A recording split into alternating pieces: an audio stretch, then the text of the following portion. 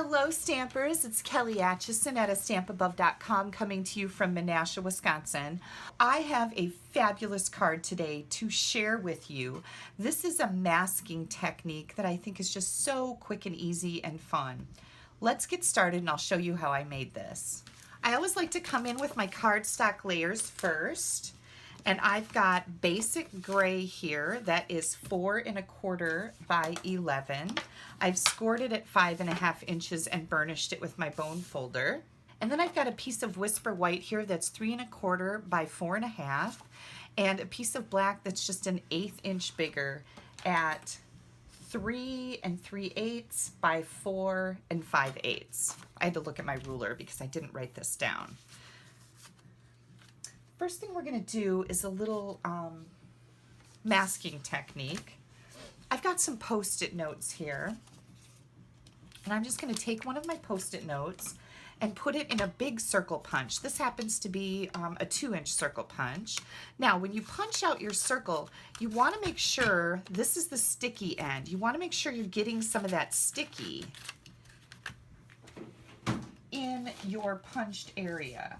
And I forgot, sometimes these punches do not like to punch out on such flimsy paper. They need something a little more substantial.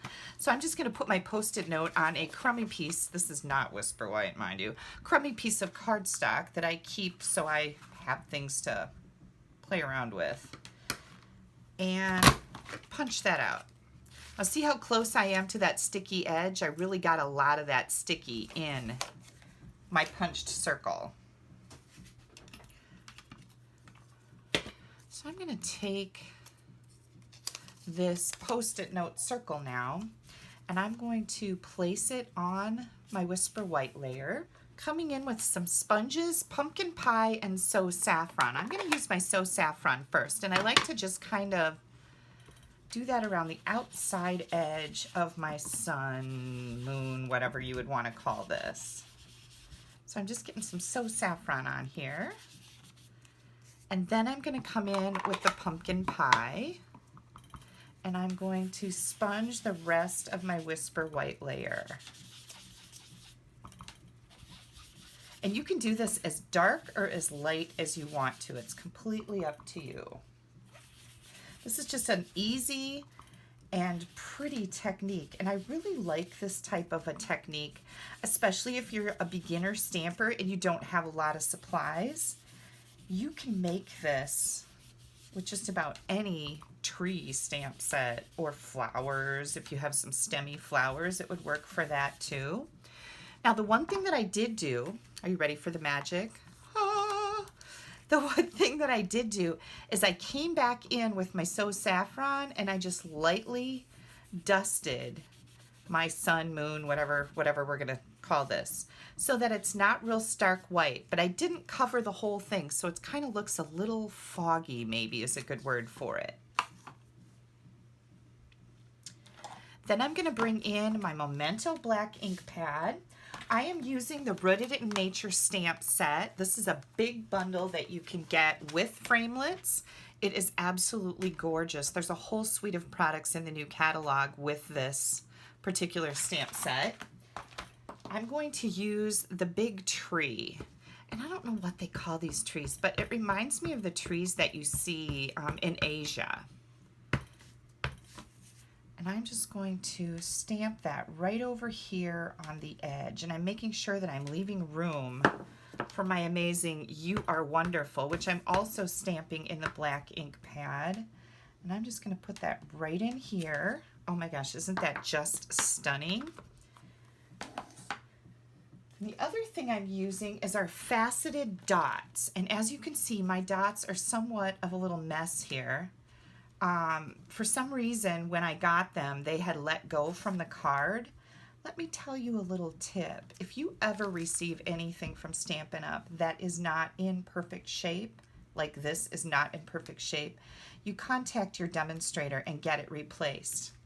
Because I contacted Stampin' Up, and is this the right size? Yes. They replaced all of my cards. I had 3 of them. And the new ones that I got came in perfect shape. So I'm not really quite sure what happened to these. that they must have got bounced around too much in the box, but they replaced them for me because this was not acceptable as a customer or as a demonstrator. So just know that Stampin' Up! Stands behind their products like 100%. That's a great tip if you ever have anything that comes that isn't perfect. We don't sell imperfect things. And sometimes things just happen to them, but they will replace them. So now I'm going to adhere this to my very thin bordered black piece. And again, I've got a little wiggle room with the glue here so I can move that around a little bit. And then I decided to pop this up on dimensionals. Here comes our card front. We have to do a little something to this first. I thought it was just a little too plain, just leaving it gray. So I've got a basic gray ink pad here and this funky little leaf that at first when I saw it in the stamp set, I'm like, yeah, I don't know. But once I use it, I really like it. It adds a lot of character to the background of my card. So I'm really glad that I have it. And that's all I'm going to stamp with that. Now we're going to put this on the front.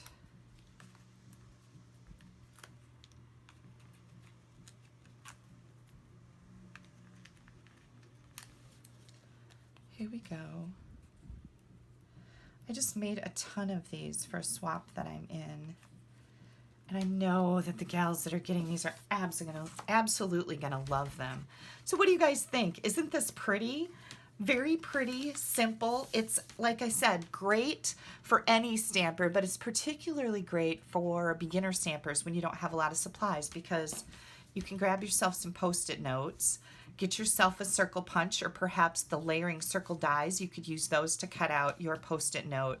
And a sponge. We sell the Stampin' sponges.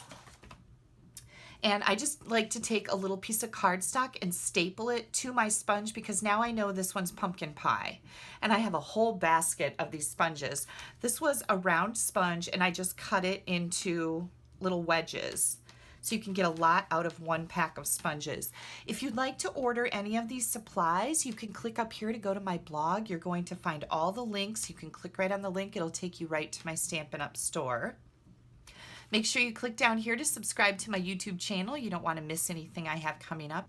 Underneath the YouTube video, you'll find a tab that says See More. When you click on that, there's a link that'll take you directly to this particular card on my blog versus just my blog on the homepage, so that you can find out all the details about this. And once again, I'd like to thank you guys for taking a little bit of time out of your day to spend it with me. I really do appreciate it. Have a great day. Bye-bye.